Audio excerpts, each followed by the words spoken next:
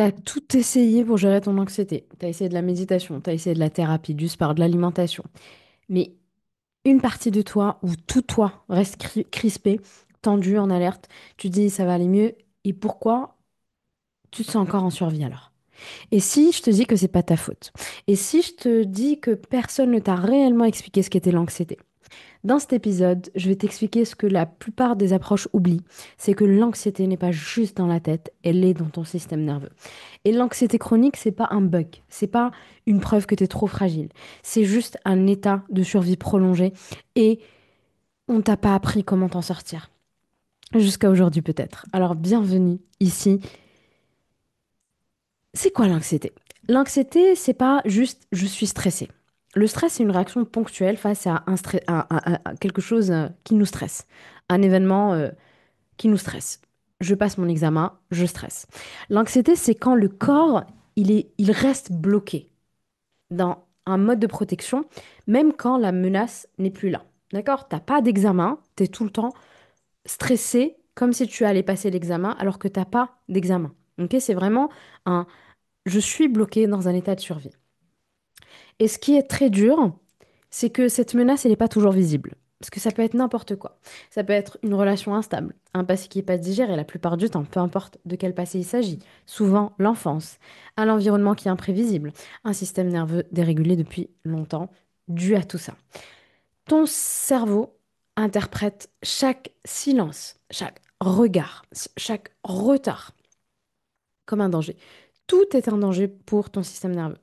Et si tout est un danger pour ton système nerveux, alors ton corps active le mode de survie qui correspond à ton système nerveux. Je vais fuir, je vais lutter ou je vais me figer. D'accord? C'est pas juste un problème de pensée, c'est juste un corps qui pense qu'il a besoin de se défendre en permanence. C'est une espèce de système d'alarme biologique qui est tout le temps, tout le temps, tout le temps activé.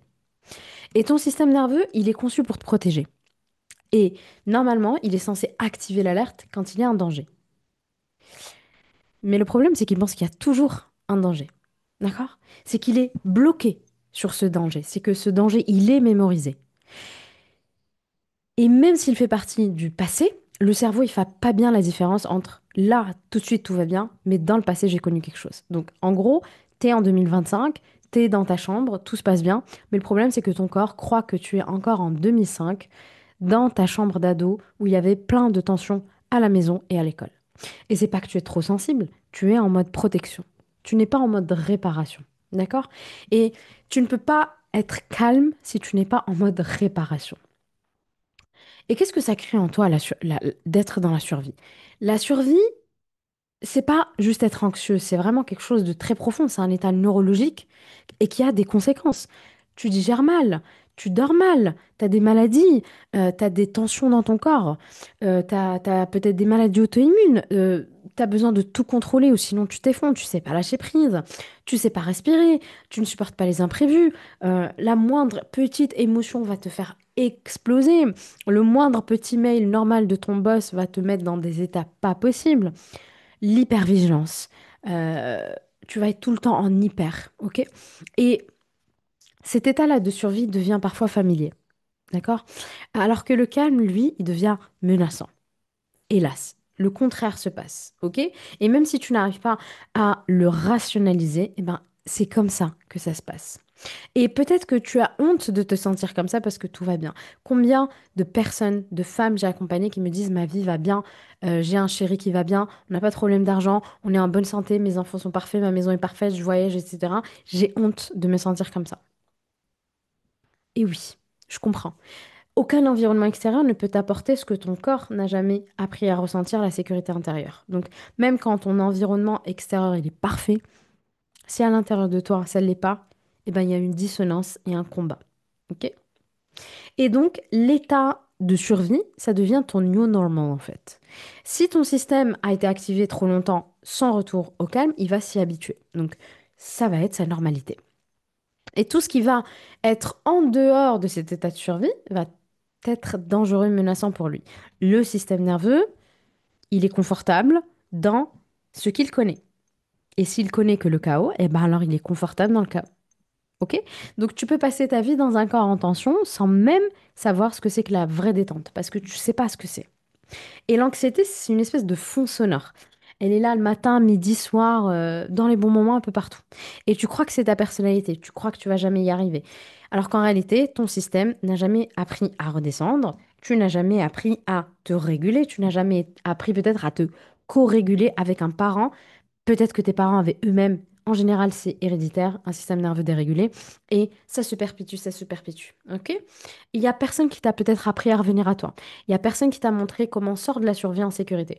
Ce qui est fou, c'est que on apprend tellement de choses à l'école, les maths, faire un CV, l'histoire, peu importe, on n'apprend jamais à réguler le système nerveux.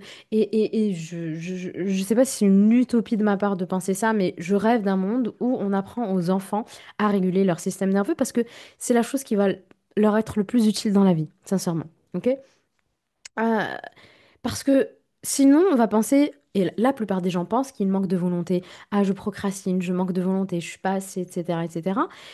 Mais en fait, ces personnes-là ne savent pas revenir dans leur fenêtre de tolérance. C'est comme, je n'ai pas d'élastique ici, mais c'est comme un élastique que tu vas pousser, et en fait, quand tu le lâches, il sait pas revenir au milieu parce qu'il est trop détendu. D'accord? Et donc, un système nerveux dérégulé, c'est un élastique que tu pousses et qui est trop détendu. Il ne sait pas revenir à sa fenêtre de tolérance. OK? Il ne sait pas, ton corps ne sait pas être dans la sécurité. Il sait même pas créer la sécurité. La sécurité pour lui est insécurité. OK? Il y a besoin de sortir de la panique par ton corps, pas par la tête. Et ça, je le répète et je vais le répéter encore et encore. Il y a besoin de se réguler. Et tant que tu es dans la survie, ton cerveau, il n'a pas accès à ça. Il n'a pas accès à je me régule, tout va bien, je suis créatif, je suis dans mon intuition, etc. Tu peux pas être dans l'introspection, l'intuition, la créativité si tu es en mode survie. C'est impossible. Parce que tu vas être coupé de tes ressources, parce que ce qui va être le plus important, c'est que tu survives. Donc, tu auras beau chercher des réponses, tu chercheras des réponses à l'extérieur de toi et tu n'en auras pas. Parce que tu auras beau faire du développement personnel, tu auras beau lire tous les livres de développement perso qui existent, ton corps, s'il est en guerre, il restera en guerre. C'est comme, je sais pas, t'as ta maison qui est en train de brûler et tu veux la réparer. Ben non, il faut attendre que la maison arrête de brûler. Ok? Donc avant de changer ta vie, avant de voir ta vie changer dans la matière aussi, il y a besoin de créer un espace de sécurité intérieure. C'est, je crois, la condition pour sortir durablement de l'anxiété. Et j'avais fait plusieurs épisodes sur la sécurité intérieure si ça t'intéresse. Donc, sortir de la survie, évidemment, c'est possible. Aller mal, c'est pas une fatalité, mais c'est pas intellectuel. Tu ne vas pas penser ton chemin vers la paix. Tu as besoin de ressentir la paix. Tu as besoin de ressentir la sécurité. Il y a besoin de reprogrammer tout ton système. Il y a besoin de reprogrammer ton câblage électrique, s'il a été mal programmé dès l'enfance. Il y a besoin d'apprendre à envoyer des signaux de sécurité à ton corps et que ton corps sache ce que c'est que la sécurité. Parce que si tu me dis je veux être heureux, ok, d'accord, c'est un concept. Est-ce que ton corps, il sait ce que c'est qu'être heureux? Est-ce que c'est quoi être heureux pour ton corps? Ou bien j'ai envie d'être en paix. Très bien, ok, concept sympa. C'est quoi être en paix dans ton corps? Ça veut dire quoi? Je sais pas. Bah, si tu sais pas, pourquoi tu voudrais être en paix? D'accord? Donc, apprends à ton corps à être en paix et tu auras la paix. Vous voyez ce que je veux dire? Donc, il y a besoin de comprendre le système nerveux, comprendre la théorie polyvagale, le trauma, la neuroception et tous ces concepts-là.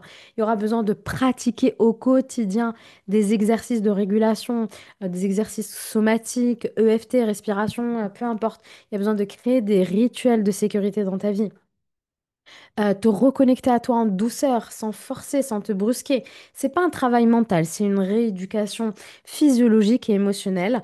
Et d'ailleurs, je parle de ça en avant-première ici. Si tu veux un oracle pour t'aider à réguler ton corps, donc c'est un oracle que j'ai auto-édité, j'ai tout fait moi-même. Je t'en parlerai plus dans une autre vidéo. C'est un oracle pratique qui contient 54 pratique somatique, donc ça s'ouvre comme ça, hein, avec un livret et des cartes. Je vous le présenterai dans une vidéo à part. Je vous mettrai le lien en barre d'infos. Mais c'est un oracle, l'oracle du corps apaisé, avec 54 pratiques somatiques pour réguler ton système nerveux et apaiser ton corps. Donc, tu peux déjà utiliser ça dans ton quotidien. Un oracle à utiliser aussi avec les enfants. Je ferai une vidéo pour présenter cet oracle en bonne et due forme. Mais en tout cas, là, je te le présente comme ça, instinctivement et de manière très spontanée. Donc, il y a tout ça à faire, évidemment. OK? Euh, il y a besoin de créer des rituels de sécurité dans ta vie. Ralentir, filtrer ce qui t'agresse, choisir le meilleur environnement pour toi, etc., etc. Trouver des micro-ressources. Il y a besoin de te reconnecter à toi en douceur via peu importe la technique que tu veux utiliser, le FT, le breathwork, peu importe. Et c'est pas un travail mental, c'est une rééducation physiologique, émotionnelle. D'accord? Et c'est pas quelque chose qui va venir comme ça par magie. C'est quelque chose de très puissant, mais il faut y aller pas à pas. C'est de la rééducation. Et si tu as la jambe qui est cassée et que tu pars en rééducation, c'est pas en une séance de kiné que tu vas réapprendre à marcher. D'accord? Donc à chaque fois que tu vis un moment de calme sans bascule, ton corps il apprend, c'est ok, c'est ok, c'est ok, je peux être en sécurité. Donc ne pense pas à ton anxiété, tu peux pas penser, sinon ton corps il va continuer à croire qu'il est en danger. La bonne nouvelle, évidemment, c'est que tu peux rééduquer tout ça. Et dans mon programme Ciao Anxiété, libère et régule en 30 jours, je t'apprends pas à pas comment réguler ton système nerveux, comment sortir du mode survie, comment retrouver ton calme, ton énergie et ta puissance. Il sort le 8 août. Alors, tiens, abonne-toi pour être informé de la sortie de ce programme et n'hésite pas à me dire en commentaire quelle forme prend l'anxiété chez toi et est-ce que tu savais que tu pouvais t'en libérer autrement que par de la parole, autrement que par la tête. Merci d'avoir été là et moi je te dis à très bientôt. Ciao, ciao.